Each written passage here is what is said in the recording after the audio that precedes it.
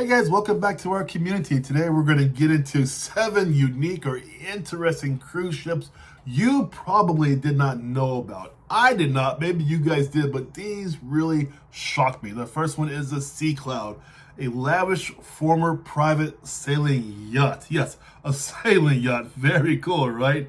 This thing was built in 1931. Remember Post Serial? Well, Post Serial, it was built for the heiress, Marjorie Merriweather Post.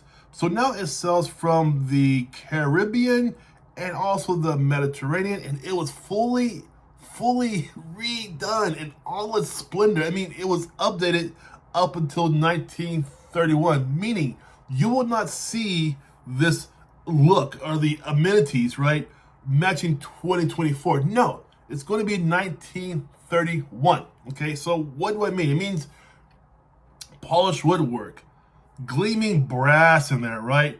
You're going to have the nice big sails. I mean, it's just really cool how they did it. They did not make it huge like a 2024 room, right? It has the original cabins. Each one has its own unique size and shape, the original decor scheme. I mean, this thing was really made to be authentic. It's really cool. It only has a total of 8 original cabins. I mean, that's really cool, right? So there we go. I wanted you to know about that one. This one starts off in March 4th already. It's already sailing around, so you can see it up there somewhere if you get out there, right? Number 2 of the Cruoff Explorer, K-R-U-Z-O-F Explorer.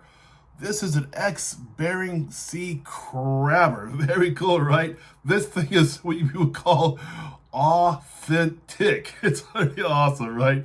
Now get this. It was converted, all right, to just hold 12 passengers in 6 staterooms. All the staterooms are on one single deck. Very cool, right? So I love that, you know. Now, what you can do with this ship is kind of cool. You can be out there hiking, kayaking, or paddleboarding. It's a very like open type sea cruise, you know. It's definitely for a certain type of sea cruiser. Not for me though, but for a certain type of person, right?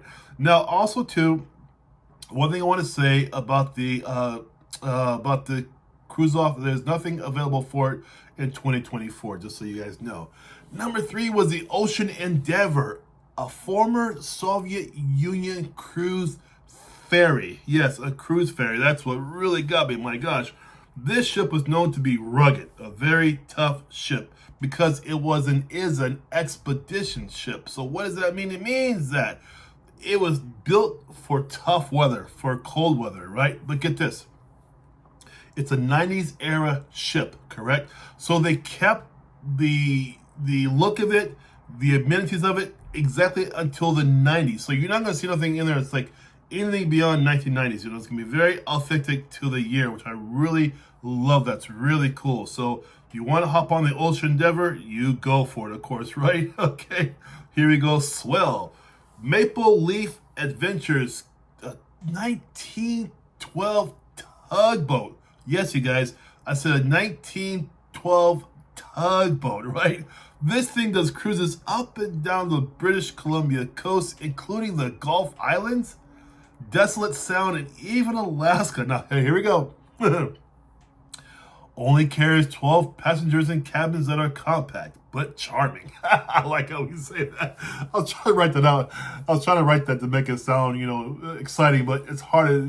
It's only got 12 passengers, right? So, you know, there we go. But this thing is cool because it has brass and wood and a lot of nautical touches. So they really try to keep this tug authentic to you, so you understand very quickly when you're there. You're almost thrown back into 1912, which I think is very cool. That is something I would do just for the authenticity itself, right? Here we go. A nuclear powered icebreaker called the Victory. Yeah, this is something else, right? So this is a Russian polar icebreaker, and it charters out for several expedition companies. So companies use it, right? Quark uses it, Q-U-A-R-K. They go to the North Pole. It's very interesting. It's probably one of the most louder of your cruise ships because why they're breaking through this ice, of course, right? This thing is really strong though. It has 74,000 horsepower ship with 2 nuclear powered plants. Okay, so that's kind of cool. Also, get this, it can cut through ice that's 10 feet thick. Because of the bow, it has this immense spoon-shaped bow that cuts right through that ice like it's nothing, right? Here we go to the Aerol 5. It's a cruise ship in French Polynesia. This is very interesting, right? So, this ship is half passenger, half cargo ship. Yeah, half and half. I think that's kind of cool, right? It was built in 2015. There's only 3. This replaced the Aerol 3, but there was never an Aerol 4, right? So it's a passenger ship, cargo ship. So it's kind of both, right? Mostly it has these 12-day voyages around the South Pacific. So that's kind of cool, right? So I think it's a pretty unique experience. Half cargo, half passenger. That's pretty smart if you ask me. Kind of like a hybrid, right? Very brilliant way to do it, you know? And so, again, it won't be like a Princess or a Royal Caribbean. It's definitely built for people who can handle a little bit of change, right? Here we go. And now we have the Radisson Diamond. Oh boy, this is something else for you, right? The Radisson Diamond is definitely a cruise ship that looks a little bit, shall we say, older, right? But it's still nice. It's still nice, but looks a little older, okay? 1992 construction date. Still a nice ship, you know. It sailed. It will sail until...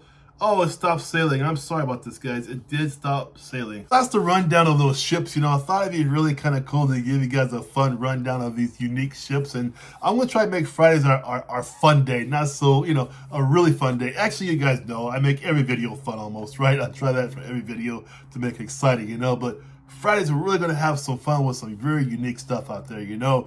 How many of those types of cruise ships would you take? I want to know down below in the comments.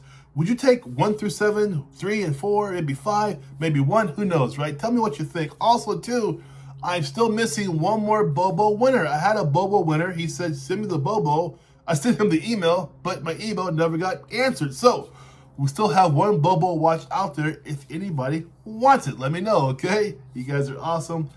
Thank you for being in the community. I really appreciate you guys being here. Take care and have a good day.